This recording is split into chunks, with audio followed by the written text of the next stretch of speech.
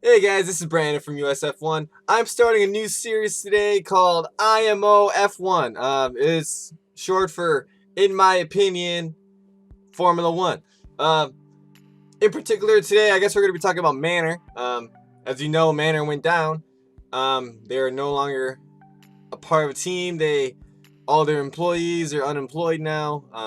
They won't be fielding a team. No drivers aren't on the grid anymore, so there will be only 20 cars on the grid for 2017. There could have been, in my opinion, there's some things that they could have done.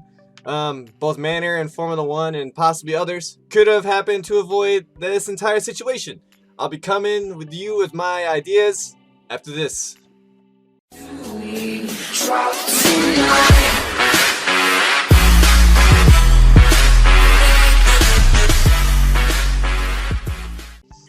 Alright, as I said, we're going to be talking about Manor and what could have been done to avoid this entire thing.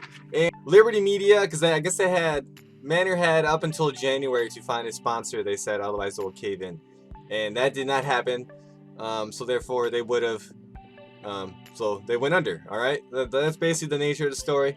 But even if they did find a sponsor, they would still only have less than a month to build a new car and then have it ready for testing in Barcelona in a matter of 3 weeks. Yeah, 3 weeks, 2 weeks, basically 2.5 weeks, 3 weeks. And that wouldn't have been a very competitive car as it is, and you know, that would just been kind of crap and unfortunate and kind of like a waste of everyone's time, essentially. All right, number two. I keep doing this hand. I need to do this hand. Yeah, this hand. All right, number two. I also was saying, okay, you know how Red Bull has Toro Rosso, their young driver program.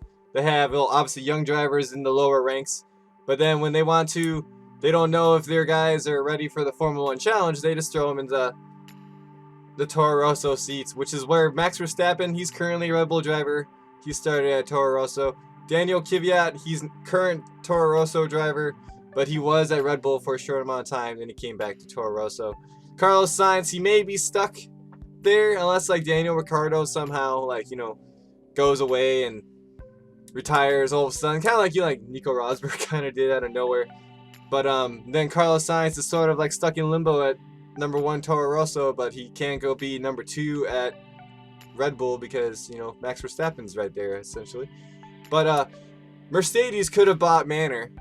To the point, Mercedes could have bought Manor and used Manor as a young driver program, like Mercedes has been talking about doing for the last like what 4 or 5 years.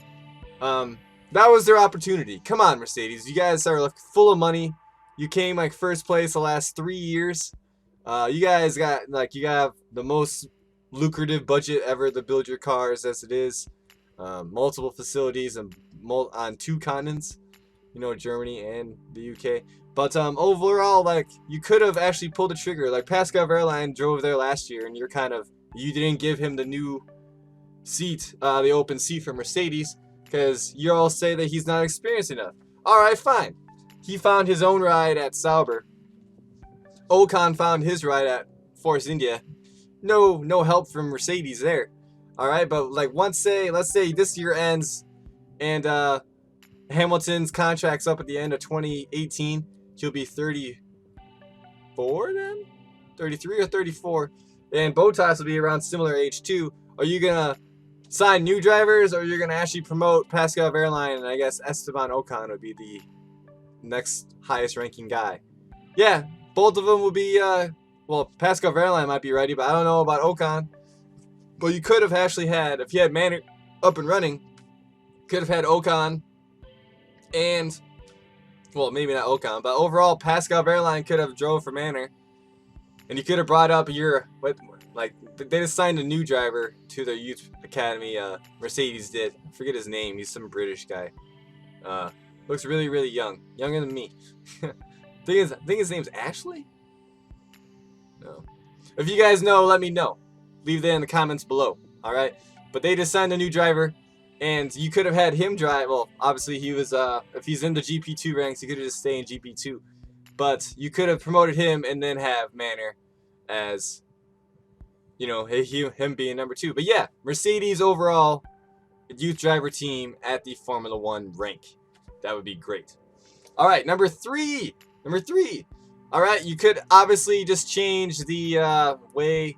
This is more for Liberty Media, I guess, because Bernie Eccleston likes to screw smaller teams out of money. All right, Formula One always says that, okay, that they care about all their teams. All right, well, they say one thing and then do another. All right, because if they actually cared for all their teams, why? How come basically if you come below 5th place, you're basically getting nothing, if not anything, to even field your full budget to build your next car for the next year. All right, they want a full grid. All right, 22 cars. Well, there's only 20 cars. All right, there's only gonna be 20 cars, but they're all like, yep, but find your money yourselves. Yeah, but if you came 1, 2, 3, or 4 in the constructors championship, you have plenty of money to work with. All right, you could easily.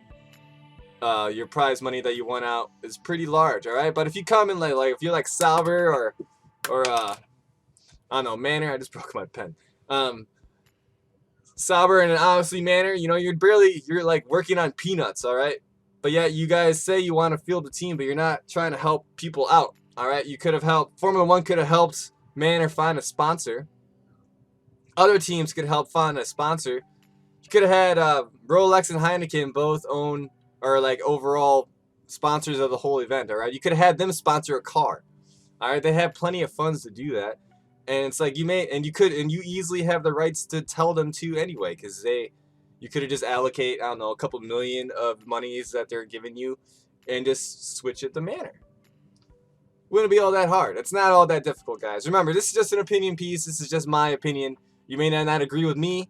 I may not be right in all the way, but that's the nature of the show, all right? That's the nature of this series. We can tag along. Let me know in the comments below if you agree with me or not. If we have any, if there's any other ideas that you have that are even better than mine, I don't know. It'd be great. But yeah, like the payment structure overall, like I'm gonna show. All right, that's the payment structure. Like here's first. Payment goes like that, and then it starts taking a curve like that. All right, that kind of makes like no sense whatsoever. Why don't we just be like a normal? Like that, all right. That could be. It's more even, obviously, because the slope is going at an even pace. Slope. I'm still getting used to this camera thing, guys. But yeah, slope could have been even instead of not. All right. It's very simple concept. Even NASCAR does stuff like that. And you guys saying that you want to be a class above NASCAR, and I don't know, I'm just not seeing it. Alright? But yeah, guys, that's it for this IMO Live. As you can tell, I'm quite PO'd that Manor's gone, even though they would be a back marker altogether anyway, because they didn't really even have time to field a car, because they went bankrupt in the process. Even if they did find a sponsor, they'd still only have less than a month to build a brand new car and a brand new chassis, they would have no technology whatsoever on the goddamn car. Until then, guys, I'm Brandon Pesic. Subscribe if you are new. If you like this series, slap that like button. I would love to see some new support for this new series on this channel. As you can tell, I am a Haas fan, but I try to be impartial as much as possible. But this IMO series is going to be kind of, you know, not impartial because it's my opinion, all right? Brandon's opinion on USF1, all right? I do have a Facebook page. That would be great if you guys could check that out too. Leave a comment below if you have another idea what I can do about in my opinion F1 series. Maybe I'll even have I'll even start Twitter or something for it, so you can even tweet me or Facebook me. You can Facebook me immediately, and I'll take that in consideration for my next IMO F1 series video. Alright guys, until then, till my next video, take care.